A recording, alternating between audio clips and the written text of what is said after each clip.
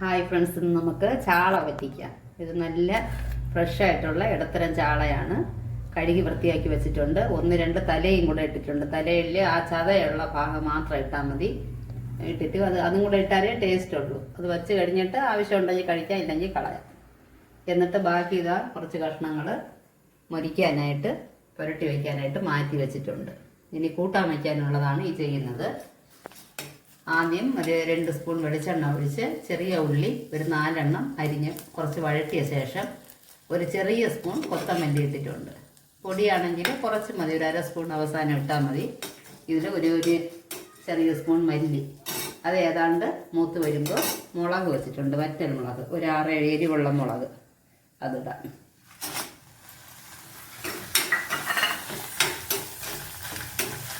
അതുകൊണ്ട് ഇത് കുറച്ച് കറി ലീവ്സ്, ഇതെൻ്റെ കയ്യിലുണ്ടായിരുന്നത് ഇത്രയേ ഉള്ളൂ. ഇതും കൂടെ ഇട്ട് ഇതിൻ്റെ കൂടെ വറുക്കും. ബാക്കി നമ്മൾ ഇന്ന് രാത്രി ആയതുകൊണ്ട് ഞാനിപ്പോൾ കറി ലീവ്സ് എടുക്കുന്നില്ല. നാളെ രാവിലെ ഈ കൂട്ടാൻ ചൂടാക്കുമ്പോൾ ഫ്രഷായിട്ട് 2 കൊത്ത് കറി ലീവ്സ് കൂടിയിടും. ഇപ്പോൾ ഉള്ളതിന് ഇപ്പോഴും ഇത്രയേ ഉള്ളൂ, ഇതിനെ ഇടാം.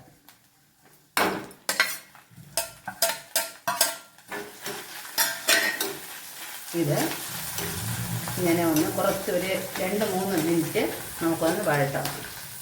വഴണ്ട് ഇത് 3 മിനിറ്റ് വറുത്തിട്ട് നിർത്താം. എന്നിട്ട് നന്നായിട്ട് തണുത്ത ശേഷം മിക്സിയിൽ മഷി പോലെ അരച്ചെടുക്കുക. പിന്നീട് ഇതിൽ കുറച്ച് കുടംപുളി വെച്ചിട്ടുണ്ട്. ഇത് ഒരു 2 കഷ്ണം കുടംപുളി ഒന്ന് കഴുകിയിട്ട് വെള്ളത്തിൽ കുതിർക്കാൻ വെച്ചിട്ടുണ്ട്. ഇനി ഇത് മിക്സ് ചെയ്യുമ്പോൾ കാണാം. പിന്നെ ഇതിൽ കുറച്ച് ഒരു ടൊമാറ്റോ, ഒരു ചെറിയ ടൊമാറ്റോ 4ആയിട്ട് അരിഞ്ഞ് വെച്ചിട്ടുണ്ട്. ഇതും ചേർക്കണം. കരലുപ്പ് ചേർക്കണം. ആദ്യം അരച്ച് കഴിഞ്ഞിട്ട് മിക്സ് ചെയ്യുന്നത് കാണിക്കാം. നമുക്ക് മഞ്ഞൾ കുറച്ചിടാം.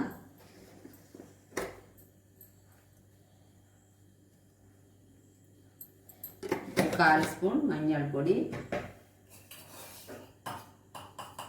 കരലുപ്പ് ഒരു ചെറിയ സ്പൂണിന് ഒരു 3/4 സ്പൂൺ ഇടാം. ബാക്കി നോക്കിയിട്ടിടാം. ടൊമാറ്റോ,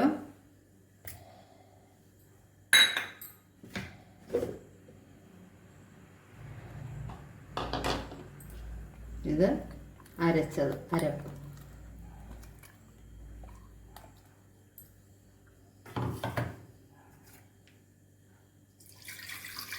കുടംപുളി,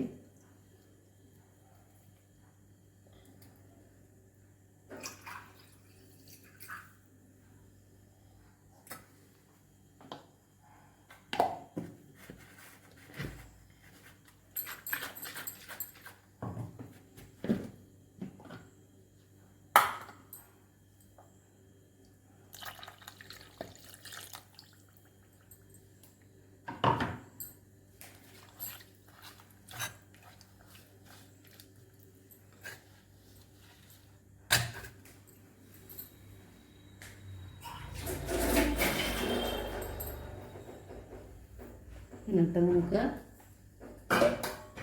ഇതിന് നന്നായിട്ട് പരന്ന് തിളച്ച് വേഗം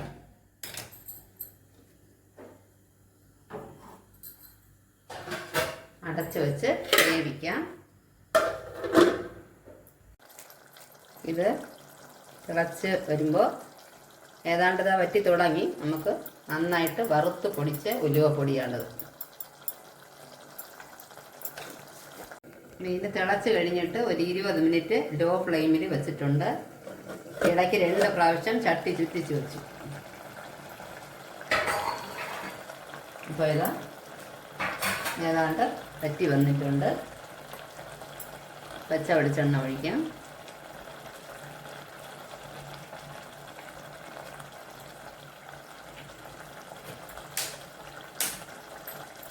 ഉപ്പും പുളിയും ഒക്കെ നല്ല കറക്റ്റാണ്.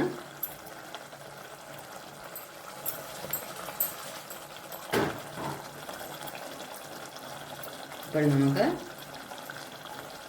ചാള മീൻ വറ്റിച്ചത് റെഡിയായിട്ടുണ്ട്.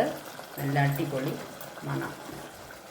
ഓക്കെ, എല്ലാവരും ട്രൈ ചെയ്ത് നോക്കണം ഫ്രണ്ട്സ്.